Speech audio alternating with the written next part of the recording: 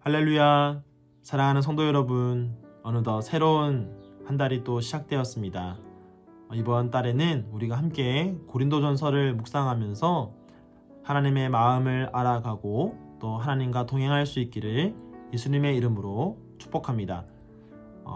어제 본문 말씀에서 우리는 고린도 교회를 향하여 편지를 쓰는 바울이 문안 인사를 하고 또 감사의 찬양을 고백하는 것을 함께 보았습니다. 오늘부터 시작되는 본문 말씀에서는 바울이 당시 고린도 교회가 가지고 있던 여러 문제에 대하여서 이야기하는 것을 함께 보게 될 것인데요. 오늘은 그 가운데 첫 번째, 분쟁에 관한 바울의 책망과 또 교훈을 함께 보겠습니다. 당시 고린도 교회는요, 분쟁의 문제를 앓고 있었습니다. 어떤 사람들은 고린도 교회를 세운 바울을 따라가겠다. 또 어떤 사람들은 당시 고린도 교회를 잘 목회하였던 아볼로를 따라가겠다. 또 어떤 사람들은 당시 사도들 가운데 수장이었던 베드로, 게바를 따르겠다라고 하면서 특정 지도자를 따라가면서 분파를 이루었습니다. 그리고 자기의 분파만을 자랑하면서 상대방 분파에 대해서는 적대감을 점점 크게 가졌던 것이죠. 그러면서 교회 안에 분쟁의 문제를 가지게 되었습니다. 자, 이 분쟁의 문제에 대하여서 이제 바울이 교훈을 하고 책망하는데요. 어떻게 보면 이 사람들이, 성도들이 분파를 이룬 그 지도자들 가운데 바울도 한 사람이었기 때문에 바울이 이 문제에 대하여서 이야기하는 것은 민감하기도 하고 또 부담이 되는 그런 문제이기도 했을 겁니다.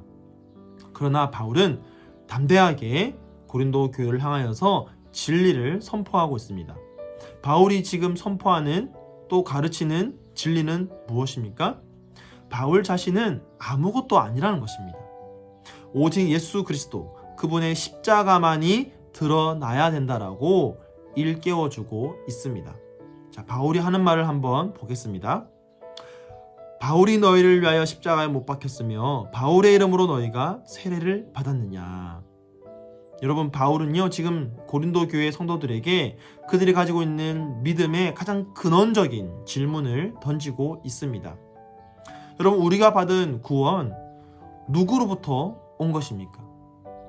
십자가에 달려 우리의 죄를 사하여 주시고 영원한 죽음에 이르러야 할 우리를 영원한 생명으로 옮겨 주신 분, 죄인된 우리가 의롭다함을 입을 수 있는 그것은 바울이 한 일도 아니고 아볼로가 한 일도 아니고 베드로가 한 일도 아닙니다.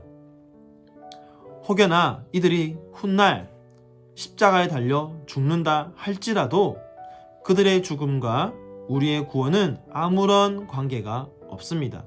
왜냐하면 우리 모두는 태어날 때부터 죄인으로 태어났기 때문입니다.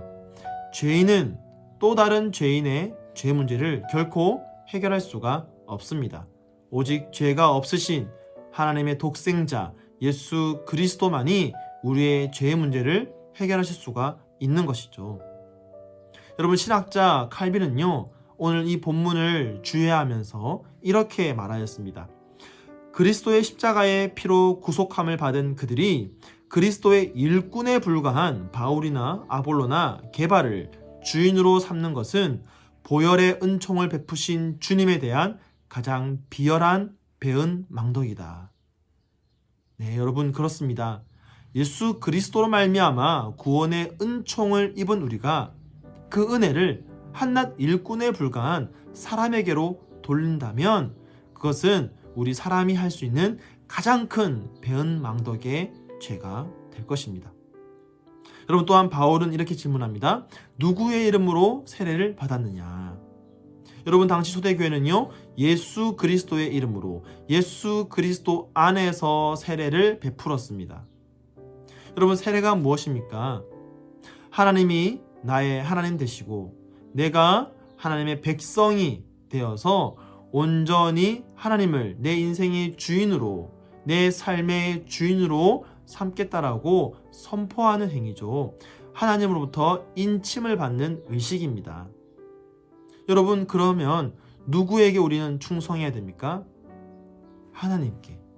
예수 그리스도께 충성해야 합니다. 물론 지도자를 잘 따르고 함께 잘 협력해야 하겠지만 그것이 예수 그리스도를 향한 충성을 앞설 수는 없습니다. 여러분, 만약에 이 고린도 교회 성도들이 계속하여서 이렇게 분쟁을 일으킨다면 이것은 지금 어떤 일을 초래하는 것입니까?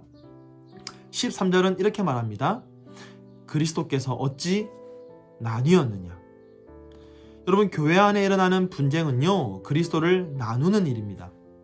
그래서 나누다라는 말은요, 단순히 그냥 나눈다는 뜻이 아니라 나누어 주다, 나누어 가져가다라는 뜻입니다. 그러니까 그리스도가 여러 조각으로 어떻게 나뉘어질 수 있겠느냐, 각기 다른 당파가 어떻게 그리스도를 갈기갈기 찢어 나누어 가질 수가 있겠느냐라고 지금 바울이 책망하고 있는 것이죠. 여러분, 교회의 머리 되시고 교회의 하나됨을 이루시는 교회의 근원 되시는 예수 그리스도는 결코 나뉘어질 수가 없습니다. 교회는 한 그리스도 안에서 세워졌습니다. 그렇게 교회는 머리 대신 예수 그리스도를 모시는 몸이 되는 것이죠.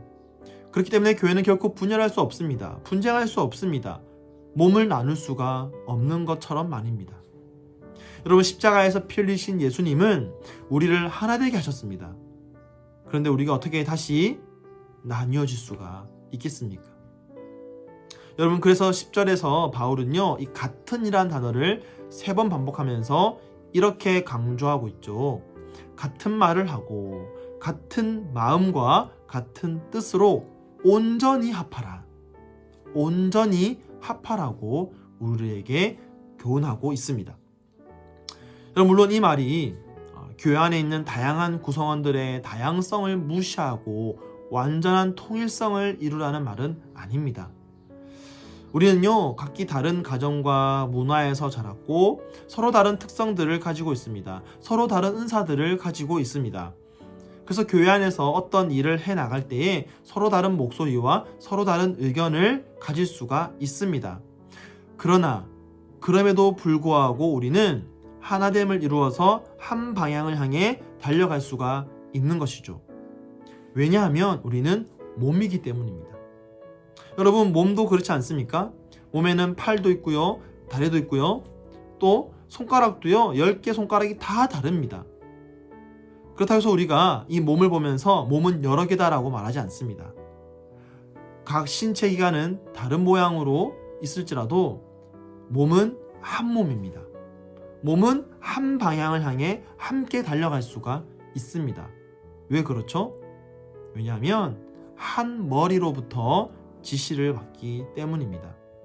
한 머리로부터 나오는 명령을 함께 따라가기 때문이죠. 그렇다면 교회가 한 몸을 이루어 한 방향으로 달려갈 수 있는 비결은 어디에 있습니까?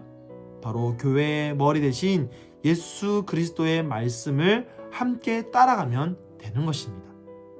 오늘 우리에게 예수님이 뭐라고 말씀하시는지 그 음성에 귀를 기울이면서 온 성도가 함께 예수 그리스도만 따라가면 되는 것이죠. 그래서 바울이 말하는 것입니다. 바울도 아니요, 아볼로도 아니요, 게바도 아니요, 오직 예수 그리스도의 십자가만이 드러나야 된다. 예수 그리스도만이 나타나야 된다. 그럴 때 우리는 하나됨을 이루어서 주님이 원하시는 그 방향을 향하여서, 그 표대를 향하여서 달려갈 수가 있는 것입니다. 우리의 하나됨을 이루기 위하여서 피 흘리신 그 예수 그리스도의 십자가가 결코 헛되지 않도록 오늘도 우리를 이끄시는 그 하나님의 음성만을 따라갈 수 있는 저와 여러분의 삶이 되기를 예수님의 이름으로 축복합니다.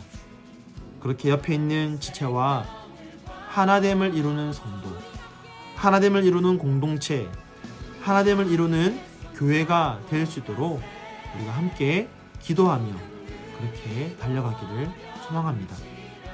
우리 이 마음을 품고요, 오늘 말씀을 기억하면서 함께 기도하겠습니다.